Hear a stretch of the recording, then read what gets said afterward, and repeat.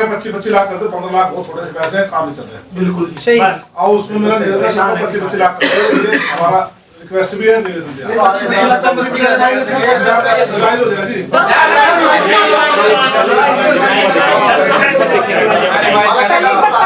अलग से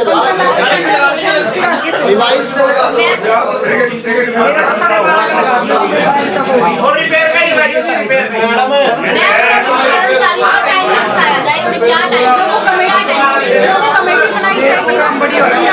हर बार ये होता है कि लिस्ट क्या होगी, पर लिस्ट का कोई पता नहीं चलता कहाँ आई है, क्या हो क्या तनख्वाह दी जाए और एक दिन का हफ्ते में दिया जाए।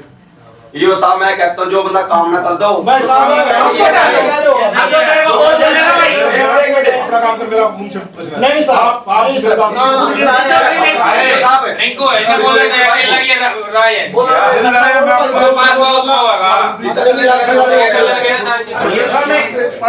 मैं एक बात कहना चाहूंगा मोहन भाई, तेरे से एक रिक्वेस्ट है, अकेला मेरे से रिक्वेस्ट करने की सुनो, आप अपना व्यू व्यू नहीं कह रहे हो, मैं आप सुनो ना, व्यू मैं बताता हूँ। 31% है, ये नहीं कि 30 आप अकेले कह रहे हो कि मतलब कर्मचारियों की तनख्वाह बढ़ाई जाए। पहली तो बात मैंने ये कहा है 31%, आप सुनो 31%, मैं कह रहा हूँ 31% और चेयरमैन कोई किसी कर्मचारी के खिलाफ नहीं है कि इनकी तनख्वाह नहीं बढ़नी चाहिए। हम खिलाफ नहीं, हमारे काम क्यों नहीं होते? एक छोटा सा कर्मचारी जो सबसे छोटा काम करता है, उसके साथ तो कम से कम है तो लोग, हाँ जो काम करे उसके काम के बदले पैसे तो दो, पैसे मिलते हैं। जो नहीं करता मेरी बात सुनो, हमें तो कर्मचारी बत्रा जी कटड़े वाले बैठो, नहीं बत्रा जी बैठो, किस कर्मचारी के पैसे बाकी है ये सब हम मौके पे थे।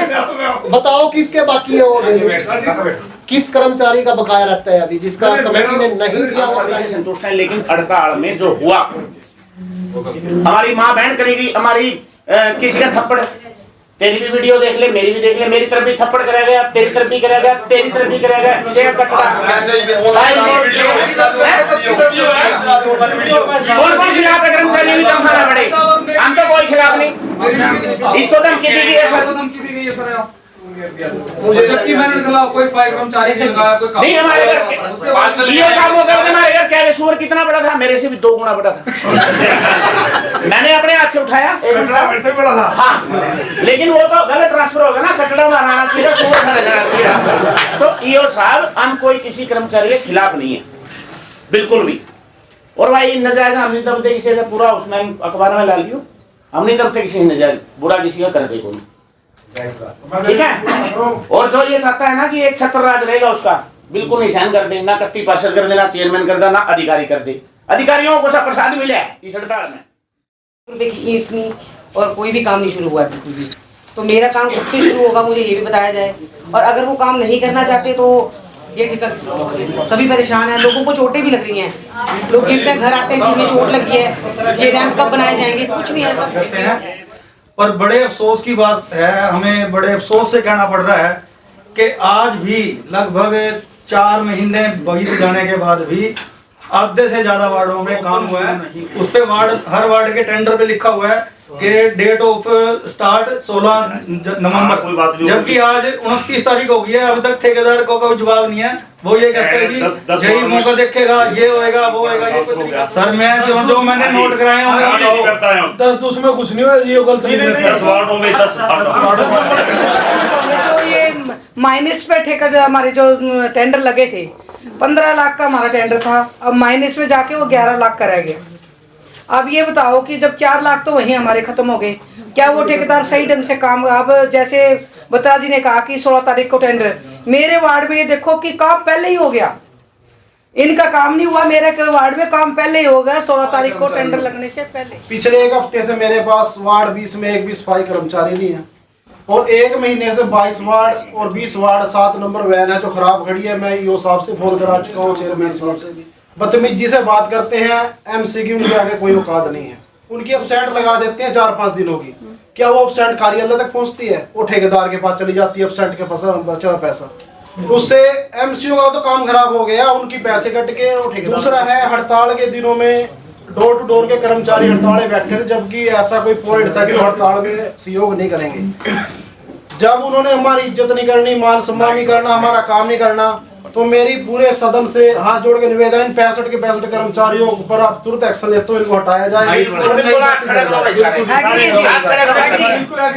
हर दरवाजा खटखटा चुका हूँ जी मैं, एक भी कर्मचारी मेरे वार्ड में नहीं जाता। अगर कर्मचारी नहीं जाता और मेरे को आप बता दो, मैं कल से खुद कसई बसोंदार झाड़ू उठा काम करूंगा जी। कल को अगर आपको हीनता होती है, आपके हाउस को अगर बेइज्जती महसूस होती है, उसके दूसरी है जी 5-7 वार्ड ऐसे हैं जिन्हों में 2-2 रेडी भी हैं और 7-7, 8-8 कर्मचारी भी हैं। जी जी। मैं कड़वे शब्दों में कह लगूंगा मैडम जी आपको, क्या वो चहेते वार्ड है सिर्फ, इसका मतलब मेरे वार्ड में एक रेडी नहीं है, एक कर्मचारी नहीं है, उनमें 7-7, 8-8 है, 2-2 रेडी हैं। डोर टू डोर गया अलग से साउंड वाला सिस्टम है, क्या हम चुन के नहीं आएगा? हमारा वार्ड नगर परिषद में नहीं आता क्या? एक सफेद थी मशीन जो रोडों पे चलती है सफाई कर्मचारियों के लिए, सफाई करने के लिए, रोडों की व्यवस्था के लिए। आप सब अगर सहमत हो तो उसके रेजुलेशन डलवा के उस मशीन को बंद करवाएं। और जो आपने पिछली बार टेंडर पास किया था कि हाँ जी रेडियां दी जाएंगी, झाड़ू हर एक चीज मिलेगी, कोई भी अभी तक कोई चीज नहीं मिली। मैं इनसे ये चीज पूछना चाहूंगी, जो आपने 10 वार्ड में अपना काम चालू करवाया, वो वार्ड कुछ स्पेशल है क्या? और आप इस बैठक में अन्य मुद्दे मत रखना। अगर आपके पास ऐसा कोई लेटर है सरकार का तो आप मुझे दे दें, उसके बाद रखेंगे। अभी तो गांव बसे नहीं हो तो आप तो कहना गन्ने चूस लो गन्ने। अन्य मुद्दा आया कौन सा ना, आप ये तो बताइए। कहाँ आया अन्य मुद्दा, बताइए कौन सा आया विशेष मुद्दा? मैं आपको लेटर दे दूंगा इसका। कौन सा रखे हमने अन्य? इनके कहने का मतलब रखियो भी ना जी। जैसे कोई आ गया किस तरह मैं करा दूंगा, खुद कोशिश कराएगा जिसका नहीं होगा दलाल मिल जाएगा, भाई 2000 दे मैं कराऊंगा। अगर वार्ड का पूछेगा मेरा वार्ड का अंदर गया हुआ है तो उसको अलाउड ही नहीं है जी। दूसरा दलाल उससे 2000 मिलेगा, एमसी साहब मैंने करवा लिया, कितना मैं करवाया भाई इनका 2000 मैं करवा लिया। तो एक कड़वी सी बात, या तो कार्रवाई आप बैठाओ, नहीं किसी दिन मैं बैठाऊंगा। बिल्कुल जी, सीधी सी बात है जी। तंग हो चुके इससे, एमसी तो है ही तंग, पब्लिक इतनी परेशान है, कोई हिसाब नहीं है। बिल्कुल जी। हाँ वही नहीं, इस पे कार्रवाई करेंगे। कार्रवाई तो आप जी, सबसे पहला एजेंडा था अवैध कॉलोनियों का। जो टीटीपी ने अवैध कॉलोनियों की हमारे पास लिस्ट भेजी थी अप्रूव कराने के लिए, वो हमारा मुख्य एजेंडा था। उन्होंने कुछ ऐसे सर्वे करे थे कि जिसमें 20-25% ही जहां आबादी थी, और जहां आबादी नहीं थी 20-25% ही सिर्फ आबादी थी, वो भी अप्रूव करने के लिए कही गई थी। पर हमने सदन में ये पास किया है कि जहाँ 90% आबादी है सिर्फ वही अप्रूव की जाए अभी, और बाकी जो बची हैं उन पे फिर हम सर्वे करवा के फिर उनको अप्रूव कराएं। तो जो भी हमने डीटीपी को कहा है कि अब अभी हम अप्रूव नहीं कर सकते, हमने सिर्फ 20-25 कॉलोनियों का इनाम दिया है, और बाकी हम सदन से पूरे सदन से चर्चा करके कि उनके वार्ड में कितनी कॉलोनी बसी हुई है और कितनी नहीं, वो हम बाद में उन्हें लिस्ट देंगे। तो और एजेंडे क्या रहे? एक पहला एजेंडा तो अवैध कॉलोनी। हाँ जी, ये बात है ऊपर वाली हाँ जी, की बात हुई जो मीटिंग में चर्चा हुई। हाँ जी, तो क्या 25 वाले होंगे ना, उनका सर्वे करवाया जाएगा। 25 से ऊपर वाली पास, हाँ जी, 25 के बाद जो ऊपर पास है बाकी का सर्वे करवाएंगे जी, बिल्कुल सर्वे कराया जाएगा। और एजेंडे में क्या एक हेल्पलाइन नंबर का एजेंडा था कि एक हेल्पलाइन नंबर शुरू किया जाएगा जिससे लोगों को सहायता मिलेगी कि कहाँ शिकायत करनी है। उनके पास एक नंबर होगा कि वो कोई भी शिकायत हो उनकी, वो उस हेल्पलाइन नंबर पे फोन कर सकते हैं। इसके लिए तैयारी चल रही है, हमने डेमो भी तैयार कर दिए हैं और वो सारे जल्दी से जल्द लॉन्च किए जाएंगे। मैडम, पिछली मीटिंग के अंदर काफी सारे ऐसे मतलब सामान वगैरह था, या कोई भी गाड़ियाँ थी, एरिया थी, और 15 लाख के टेंडर थे, वो अब तक वर्क ऑर्डर जारी नहीं हुए। क्या मानते हैं, किन की कमी मानते हैं, नेगलेंसी किसकी मानते हैं? वर्क ऑर्डर बहुत से दिए जा चुके हैं, सिर्फ 10 वार्ड के 10 वार्ड के ऐसा नहीं है, बहुत से वर्क ऑर्डर दिए जा चुके हैं, बहुत से टेंडर लग चुके हैं, और टिपर और 60 टिपर, 60 रिक्शा रेडी और 100 हाथ रेडियो का भी टेंडर लग चुके हैं, जिनकी डिलीवरी बहुत ही जल्द हो जाएगी। वर्क ऑर्डर हो गए जो आज आपने बताया, जो अभी मीटिंग में हाउस में पास करे गए हैं, हाँ जी, इनको एजेंडे कौन से रखे गए हैं जो आप लोगों ने सभी समिति से पास किए हैं? एक हमने जैसे कि मैंने 2 तो आपको बताया, हेल्पलाइन नंबर और अप्रूव्ड कॉलोनीज का। एक हमने करा है जो हमारे कैथल के 7 गेट है उनका जीर्णोद्धार किया जाए, जो हमारे ऐतिहासिक गेट हैं, सीवन गेट, प्रताप तालाब गेट, डोगरा गेट और हमारे अन्य गेट हैं, उनका जीर्णोद्धार किया जाएगा। एक हमने डिवाइडर के बीच में जो बॉटल पाम ट्रीज होते हैं उनको लगाया जाएगा शहर के सौंदर्यकरण के लिए। एक सफाई और लाइटिंग के लिए भी हमने बहुत सुचारू रूप से टेंडर दे दिए गए हैं। हर वार्ड में लाइटिंग शुरू हो चुकी है, जो खराब थी उन्हें ठीक किया जा रहा है और जो जहाँ नहीं थी उन्हें लगाए जा रहे हैं। शहर की सड़कों पर सफाई व्यवस्था के लिए एक सफेद हाथी छोड़ा हुआ, उसकी मांग भी की गई है कि उसका टेंडर रद्द किया जाए और उसको जो है हटाया जाए, तो इसके ऊपर क्या फैसला लिया गया है? जी, रेजोल्यूशन में ये पास हुआ है। सभी एमसी कह रहे हैं कि ये सफेद हाथी किसी काम का नहीं है, तो हमने ये रद्द करने के लिए ये रेजोल्यूशन पास किया है। शहर के लिए और क्या कुछ मैम उद्धार के लिए क्या कुछ और रोड मैप तैयार किया गया है जिससे शहर का विकास संगठन हो?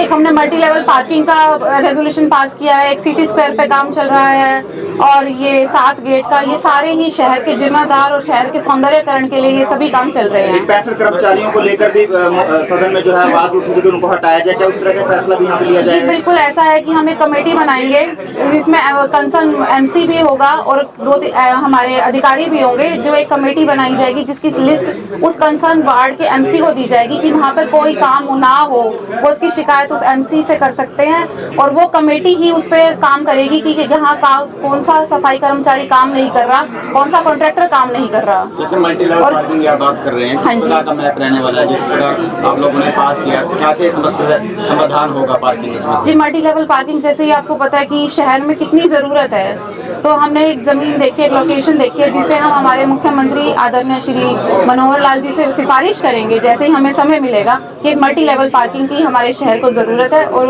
उसके लिए हमें फंड्स प्रोवाइड कराए जाएंगे।